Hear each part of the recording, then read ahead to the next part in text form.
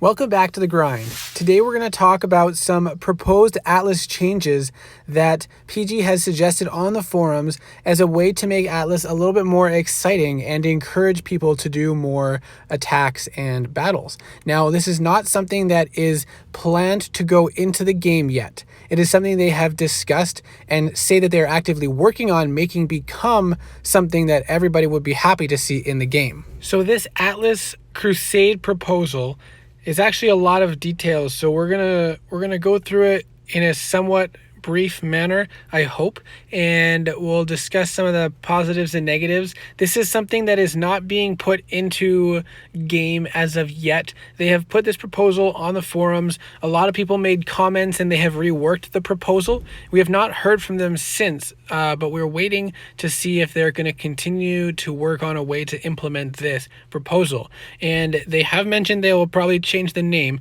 but we're going to call it Crusades for now. So the problem is that Atlas is stagnant. Everyone does swaps, and there's a lot of politics behind who you can attack and who you can't. Now, they want to increase the motivation to fight, increase accessibility so you don't have to bubble through 4 to 5 castles to get to the enemy, and they want to sort of limit the effect of mega alliances. And how they're going to do this is implementing this Crusade feature, which will kind of give the bonuses of better rewards for doing this more engaging fight rather than just swapping castle guards. Change the map layout. They're planning to potentially reshuffle, but that's a separate issue, and it may or may not be implemented alongside this, if this even gets implemented. And then they are going to, let's go through this short overview. A team will declare a crusade against an enemy, and it will be a pre-selected list of reasonably matched enemies based on several factors, but you won't be able to see the team name or the castle location.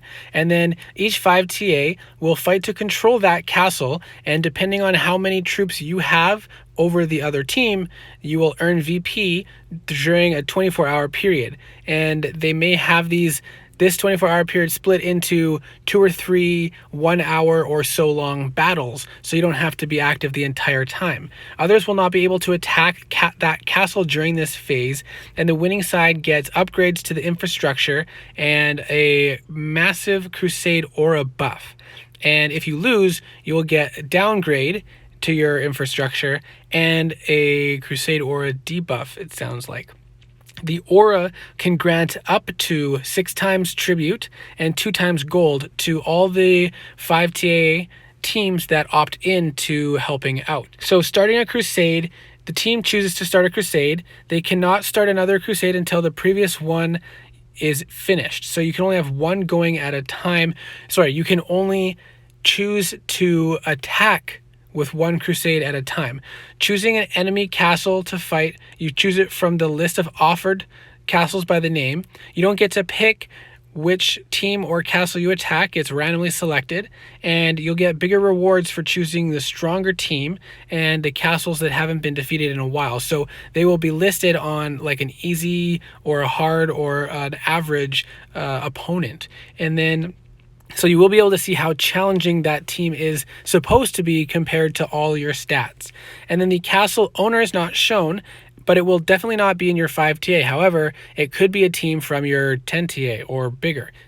And then this is aimed to kind of take away the mega alliance thing so that teams are not only attacking against a small amount of teams, and that you can't protect a majority of the teams in the game by having this mega alliance. And they want to kind of limit the effect of politics and mega alliance in implementing this. And then the castles offered to attack will be chosen so that no one team is inundated with overly many simultaneous crusades. But the stronger your team is, the more you may have to fight. So if you're winning a lot of crusades and you haven't lost one yet, you may be offered up as a selection for more than one crusade at a time. So multiple teams may actually target you for crusades at the same time. So that is something to keep in mind. You can defend more than one, but you can only choose to attack on one at a time. Now, the preparation phase, they say, is a 24-hour period after a crusade opponent is chosen. During this time, teams in each 5TA may choose to join. When a team joins, they become eligible for a share of the rewards, and they are also taking a risk. If they lose, then they share in the loss. The opponent's side reward pool increases for the more people that join in. Now, only teams that were in the 5TA when the Crusade was declared may join. So you have to opt in. Now, this means that the opposing team may have their entire 5-team alliance join, and you may not have anyone from your 5-team alliance join. So you may be fighting one team against 5. That is a possibility. So you want an active team alliance. The combat phase would last of a 23-hour period, essentially a 24-hour period after the preparation phase ends. And there will be 3 1-hour battle windows that are separated by 10-hour peace windows. VP is only generated during the battle window, and a peace shield is up during the peace window. So this is to limit the burden of having to be on constantly for a 24-hour period like wars are, because that was one of the massive objections to this when initially put out there, is that would be another very long, burdensome 24-hour period, and you could have multiple of these going on throughout the week. So having only 1-hour periods where you have to be active and battling, and there are 3 spread out throughout a day so that it evens out the time zone problem. And these periods will either be chosen for you, or it'll depend on when the Crusade was declared, or they have suggested even giving each team the option to select preferences, and then it will be randomly selected, or maybe giving the defending team the priority in choosing the windows. The Crusade shield envelops the chosen castle. The normal castle shield cannot activate during this time. 150% glory is earned with no penalty based on player level or team rank, and the uninvolved teams cannot attack or be attacked there.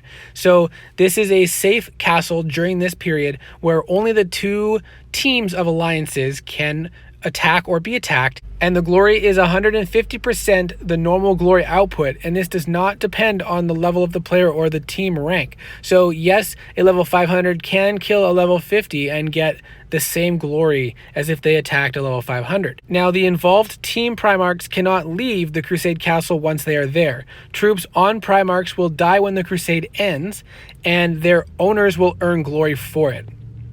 The troops on Primarchs at the Crusade can be turned into guards on the Crusade Castle. This frees up the Primarch in case you need it to fight elsewhere, and can only be done if your Primarch is not under attack. So you can't just convert them into guards once you've been attacked. And I'm pretty sure that only applies to the defending team. The Crusader bonus is a bonus attack in HP for your 5TA, but this varies based on the opponent, and it may be 0. Primarchs from both sides can fly directly to the Crusade Castle. It does not matter if there are other castles preventing you from traveling to it normally. And the attacker may send guards from their castle to kill the defender's castle guards.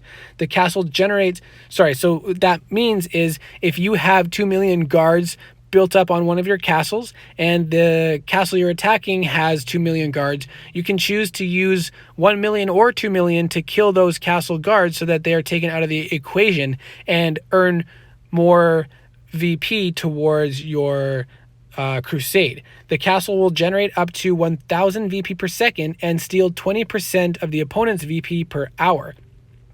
And VP generation scale is based on how many troops the controlling side has. So the max VP is earned when the controlling army has more than 50% the max guards. The army size equals what the castle guards are and the troop count on Primarchs from your side, and only the team which are involved in the Crusade count, of course. The defender earns VP as long as they have a sizable army present, which means at least 10% of the attacker's troops present, or 50% of the max castle guards possible. So if the other team only destroys half of your castle guards, you will be earning VP as a defender. Or if the other team only brings in 100,000 troops and you have 10,000 troops there at all times, then you will still be earning VP. If those criteria are not met, the attacker will earn VP. So it actually seems pretty challenging in order for the attacker to earn VP, unless you use all your castle guards to destroy the defenders' castle guards, or at least below 50%. So then in order to restore your castle guards, I guess you would have to take your Primarchs to your defending castle and convert them into castle guards before they are targeted as an attack, so that you can build up that castle guard to be over 50% so that the attacking team doesn't get points because of that. So there's still a lot of work to be done on this proposal. I think they're just trying to get a sense of if people are interested in this and what things they would like changed so that this can be built into something that people would actually be interested in having.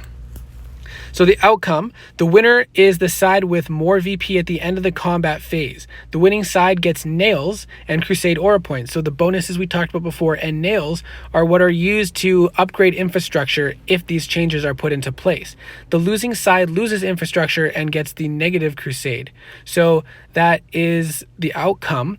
Now the nails is something because they were proposing changing the infrastructure, the way castles are earned and upgraded in general, and that's what we'll get into now. Infrastructure changes. They were suggesting that upgrades will no longer require gold or time, just nails. So you can only upgrade towers and castles if you do Crusades to earn nails and win the Crusades. Max castle level would raise to 6 and infrastructure raised to 18. Castle conquering and surrendering would be removed in this proposal, but I'm hoping that there will be an option in the future where Crusades can be implemented without completely changing the way Atlas works. Teams with fewer than 25 castles can cheaply buy a level 2 castle with no infrastructure by spending nails, if all their other castles are level 3 or higher. So a team with no castles can buy a level 2 castle for nails. They would then have to upgrade that level 2 castle to a level 3 castle before they can buy another level 2 castle with nails. And then again, that castle would have to be level 3 before they could buy a third level 2 castle. And now castles will automatically upgrade or downgrade based on infrastructure level. You don't have to conquer a level 4 castle, it's just upgraded based on what the infrastructure levels are.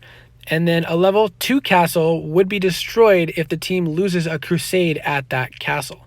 So there would be a limit of 25 castles, and if you lost all your castles, you would have to Crusade to earn nails to buy more castles. And you wouldn't have to conquer some of these very difficult, challenging castles to conquer. So it would be great for some new teams, but maybe at a disadvantage to those who already have really good castles that they worked hard to get. So I am hoping that they will implement this feature as an additional feature to the current way Atlas works.